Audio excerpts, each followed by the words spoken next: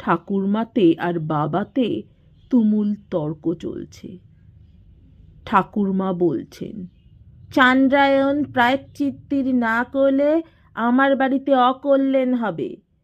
তোমার বউ তো একা নয়, আমার আরও লোকজন নিয়ে ঘরকন্না করতে হয়। পুরুত ঠাকুর বলে গিয়েছেন, প্রায়শ্চিত্তির করাতে হবে এই একাদশীর দিন। বাবা বলছেন, বলো কি মা? ও কালও বলেছে। হ্যাঁ গো, আমি বাঁচব তো? আমি বলেছি, কেন বাঁচবে না? এবার ডাক্তার বলেছে সেরে উঠবে। চান্দ্রায়ণের নাম শুনলেই ও ভয়ে খুন হয়ে যাবে। যার এখনো এত বাঁচবার ইচ্ছে, তাকে কি করে প্রায়শ্চিত্তির করানো যায় মা? ও তাহলে ভয়ে মরে যাবে। ঠাকুরমা বললেন, আর এমনিই যেন বাঁচবে, দুদিন আগে আর দুদিন পাছে। তোর লজ্জা করে না বইয়ের কথা বলতে আমার সামনে? মুখের লাগাম আলগা করে দিয়েছ যে একেবারে। এক করার মুরদ নেই, আবার কথাবার্তা শোনো গুণধর ছেলের। সোজা কথা বলে দিচ্ছি, প্রায়শ্চিত্তির না হলে ওই রোগের মরা কেউ বার করতে আসবে ঘর থেকে। বাবা বললেন, চুপ চুপ, শুনতে পাবে ও ঘর থেকে।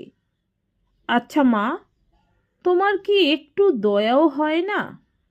ও মরণের ভয়ে কালি হয়ে যাচ্ছে।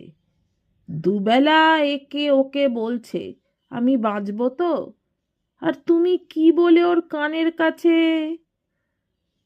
এর উত্তরে ঠাকুরমা চিৎকার করে বিপরীত কাণ্ড বাঁধিয়ে তুললেন। যাই হোক, বাবার কোনো কথা বোধহয় খাটল না।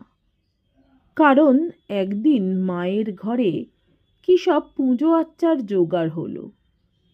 পুরুত ঠাকুর এলেন ও পাড়া থেকে। তিনি কালীর বাবা, আমি তাকে চিনি। কালী আমাদের সঙ্গে খিড়কি বাগানে কত খেলা করেছে। ভারী ছুটতে পারে, তার সঙ্গে ছুটে কেউ পারি না আমরা। সে এখন এখানে নেই, তার মামার বাড়িতে গিয়েছে।